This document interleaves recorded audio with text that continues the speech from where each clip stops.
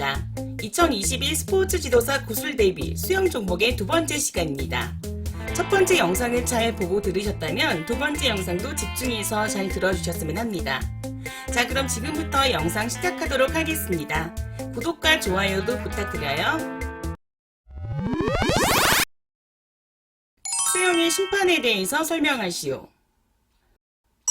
수영의 심판은 심판장과 출발 심판, 반환 심판, 영법 심판, 척순 심판이 있습니다. 심판장은 진행 중인 경기와 관련된 모든 항의의 판정을 내립니다. 또한 수영복 외에 탈의를 시키고 출발 준비를 시킵니다. 심판장에게는 규칙 위반 시 실격 권한이 있습니다. 그리고 모든 임원을 통제하고 관할하고 그들의 임무를 승인하며 대회와 관련된 모든 특수사항 및 규칙에 관해서 지시해야 합니다. FINA의 모든 규칙 및 결정을 시행하며 규정에 의해서 해결되지 못하는 부분에 최종 결정을 내려야 합니다. 출발 심판. 출발 심판은 출발 준비된 시점부터 선수들에 대한 통제 권한을 가집니다. 출발 지연과 부정행동 및 출발 정당성을 판단하고 심판장에게 보고합니다. 스타트대가 있는 수영장 끝 모퉁이에서 약 5m 이내의 폴사이드에 위치합니다. 출발 신호는 개시원과 선수들이 보고 들을 수 있어야 합니다. 반환 심판. 반환 심판은 각 풀의 양끝 모든 레인에 배치합니다. 또한 터치 및 마지막 팔접기 규칙 유무를 확인합니다. 800m와 1500m 때 바퀴수 랩카드 전시, 마지막 왕복거리 5m를 남겨두고 종이나 호루라기로 신호를 줍니다. 반환 심판원은 각 레인의 풀양 끝에 한 명씩 배치돼서 선수들이 출발 직후와 턴 직후, 도착 시의 규정을 잘 준수하는지 분명하게 확인해야 합니다. 영법 심판. 영법 심판의 양쪽에 위치하면서 영법과 규칙을 잘 지키는지 확인해야 합니다. 또한 턴을 잘 관찰해야 하고 영법 위반을 위해서 각각 풀사이드에 위치하여 레이스에 맞춰서 이동하거나 관찰합니다. 처음에는 15m 룰을 위반하는지 관찰하기 위해서 출발선으로부터 15m 지점에 위치합니다. 착순 심판. 착순 심판은 종료 라인을 잘 볼 수 있는 지점과 일직선상이 높은 곳에 위치합니다. 종료 후에 선수들의 등위 결정 및 보고를 합니다. 경기의 도착 순위를 판정하는 심판으로 자동 기록 장치가 있는 경우에는 필수사항은 아닙니다. 개시원. 개시원은 배정된 선수의 100분의 1초까지 기록하거나 시간을 카드에 적어서 주임에게 전달합니다. 경기 기록을 측정하는 심판, 국내 대회의 경우에는 반환 심판의 역할까지 겸임합니다. 자동 기록 장치의 기록이 개시심의 기록보다 우선하여 인정합니다. 소집원. 소집원은 각 경기가 시작되기 전 선수를 소집합니다. 선수들이 광고 관련 위반사항이 있는지에 대한 여부, 규정된 수영복 착용 여부를 확인해서 위반사항 발견 시에는 심판장에게 보고합니다. 수영대회의 실격 규정에 대해서 설명하시오. 수영대회의 실격 규정은 첫 번째로 출발 신호 전에 몸을 움직이는 경우, 두 번째로는 15m 이상 자명하는 경우, 세 번째로는 배영 턴 시에 스트로크나 킥을 하는 경우, 네 번째로는 수영 중에 걷거나 로프를 잡는 경우, 다섯 번째로는 정해진 영법으로 헤엄치지 않는 경우입니다. 자유형 경기 규칙에 대해서 설명하시오. 자유형 경기에서는 어떠한 영법도 허용되지만 개인 혼영이나 혼계형에서의 자유형은 배영과 평영, 접영이 아닌 영법을 사용해야 합니다. 되돌리기 동작을 하거나 경기를 마무리할 때 신체의 일부분이 수영장의 벽과 접촉해야 하며 바닥면과 접촉은 인정되지 않습니다. 출발과 되돌리기 동작 이후에는 15m 이내에 수면 위로 머리가 나와야 하며 해당 거리 이상의 자명은 실격의 사유가 됩니다. 배영 경기 규칙에 대해서 설명하시오. 배영의 경기 규칙은 물속에서 출발 손잡이를 잡고 출발을 하며 배수구에 발을 놓거나 배수구 입구에 발가락을 구부린 상태로 발을 위치하는 것은 허용되지 않습니다. 또한 되돌리기 동작을 할 때를 제외하고는 뒤로 누운 자세를 유지해야 합니다. 되돌리기 동작 중에는 제한적으로 엎드린 자세가 허용되며 벽과 접촉한 이후에는 즉시 누운 자세로 돌아와야 합니다. 평영 경기 규칙에 대해서 설명하시오. 평영의 경기 규칙은 팔 동작 시에는 양팔이 대칭적으로 그리고 팔꿈치가 물속에 위치해 있어야 하고 가위차기와 접영의 다리 동작은 사용할 수 없습니다. 출발각 되돌리기 이후에 한 번의 동작과 한 번의 접영 발차기를 시행할 수 있고 두 번째 팔 동작이 끝나기 전에 머리가 수면 위로 나와야 합니다. 접영 경기 규칙에 대해서 설명하시오.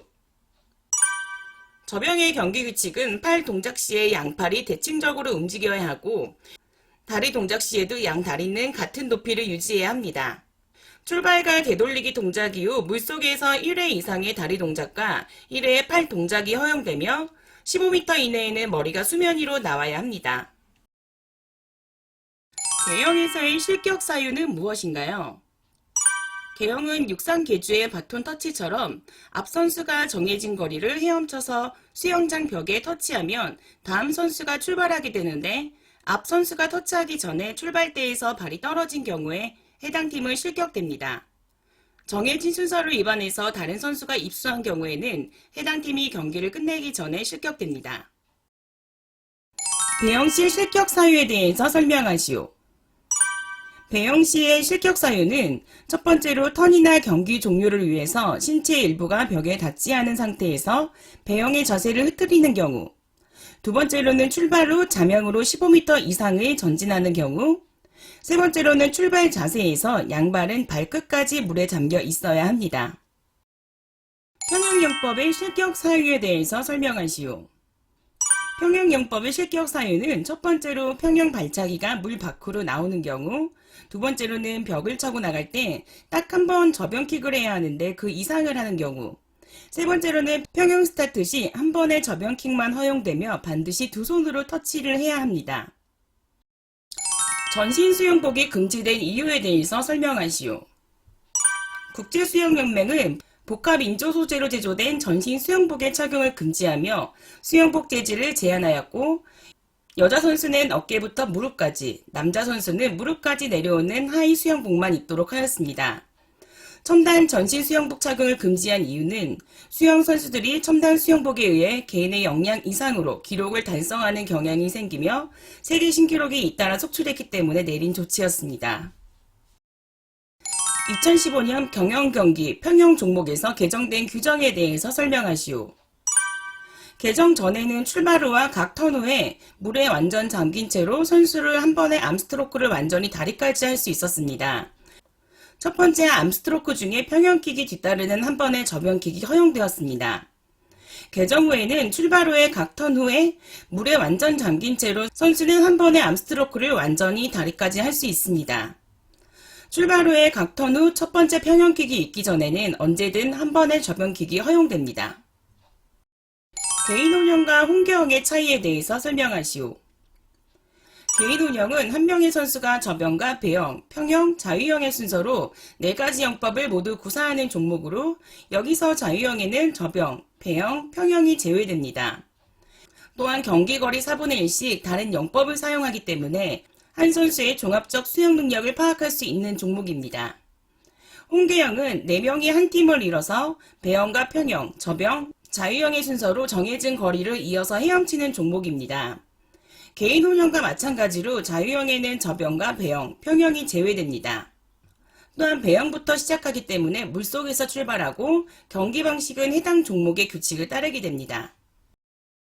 배영 경기 시 스타트에서 물속으로 몇 미터까지 허용되는가요? 또는 공식 대회에서 스타트 후에 자명으로 갈 수 있는 거리는 몇 미터인가요? 라는 질문을 하시면요.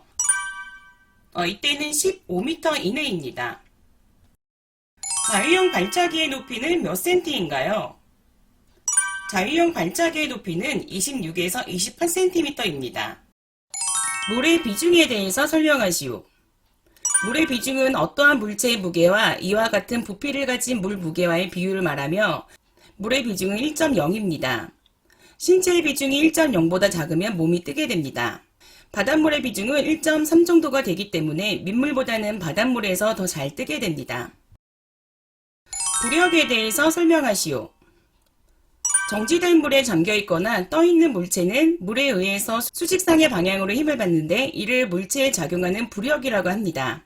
부력의 크기는 물체가 유체 속에 잠긴 부피에 해당하는 물의 무게와 같습니다. 부력의 종류는 양성부력과 음성부력, 중성부력이 있습니다. 양성부력은 물에 뜨려고 하는 성질, 음성부력은 가라앉으려고 하는 성질, 중성부력은 물과 비중이 비슷해서 뜨지도 가라앉지도 않는 상태를 말합니다. 수영의 전습법과 분습법에 대해서 설명하시오. 전습법은 부분 동작을 합쳐서 연습하는 방법이며 분습법은 기술의 각 부분 동작을 분리해서 연습하는 방법입니다. 수영의 평형이나 자유형 동작에서는 부분 동작인 팔과 다리, 호흡 동작이 동시에 일어나고 반복되기 때문에 팔, 다리, 호흡 동작을 부분적으로 연습시키는 분습법을 사용한 후 시달되면 전습법을 사용해서 연습하는 것이 좋습니다. 수영에서 저항의 종류에 대해서 설명하시오. 저항은 표면 저항, 견인 저항, 마찰 저항, 형태 저항 이렇게 네 가지로 분류됩니다. 표면 저항은 몸 앞에서 방해하는 저항이며 견인 저항은 뒤에서 회오리 치면서 끌어당기는 저항, 마찰 저항은 수영 중 인체의 피부, 인체의 굴곡, 수영복 등에서 발생하는 저항입니다. 마지막으로 형태 저항은 몸의 형태를 수평이나 유선형으로 잘 만들지 못하면서 생기는 저항입니다.